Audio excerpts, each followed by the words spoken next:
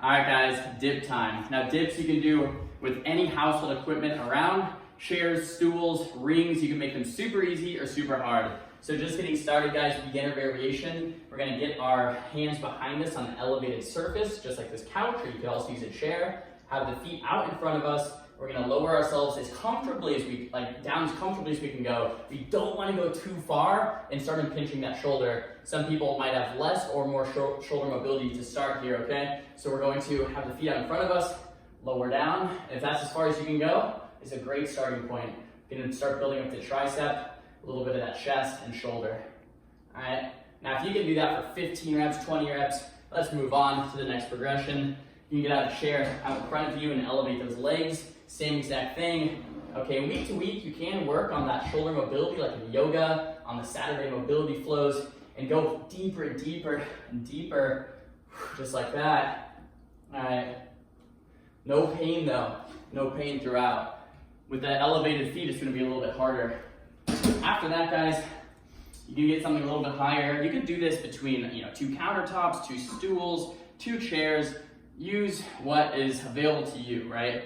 So everyone has a different surrounding, so find something that will work so you can hold yourself up on either end. We're going to have the toes touching behind us, tight core, tight hand, grab these stools, and then down, up. To make it a little easier or harder, you can lift off one foot. If you want to make it a lot harder, get both feet off the ground. All right.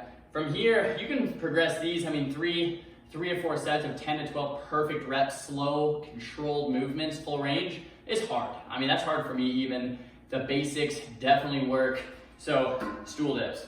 However, if you want to go a little bit more advanced than that, the next variation, I would say, and you want to start doing advanced calisthenics, you can get a dip station. These are Labert dip station. You can have a dip station, any type of dip station, and then you can start adding weight. Okay, so you just grab a weight belt. You would tie the weight around the belt. I'm just gonna show you. You put the weight there. You grab here, down, up. Tuck those elbows up. I'd even bring them in a little bit closer.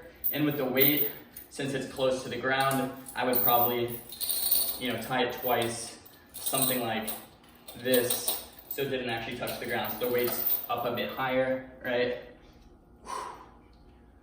Full range of motion, as deep as I can comfortably go, no pain in the shoulder, down, up, press through.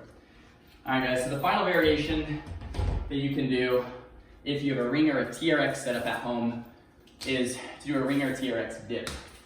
Now this is the most challenging variation because the rings are unstable, meaning you're gonna have to use the twitch muscle fibers to stabilize the rings or those TRX bands. Okay, so we wanna even out those rings. You can do these weighted or unweighted. I like to do a bit of both, but start off, obviously just body weight. Humbling how difficult these can be, just body weight. Okay, we're gonna grab onto the rings, very, very tight. We're gonna lean forward, and we wanna go as much range of motion as we can comfortably. This is one where if you go too far too fast, you can definitely hurt the shoulder, so be careful. It's gonna be very difficult your first time doing this. We're gonna press all the way through, spin the rings forward with a completely straight arm, big chest, head up, and then we're coming back down as low as we can comfortably go.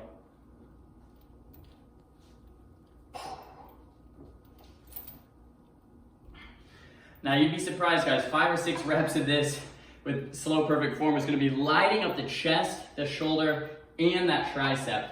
Full range of motion, slow controlled dips from the first progression all the way to the most advanced.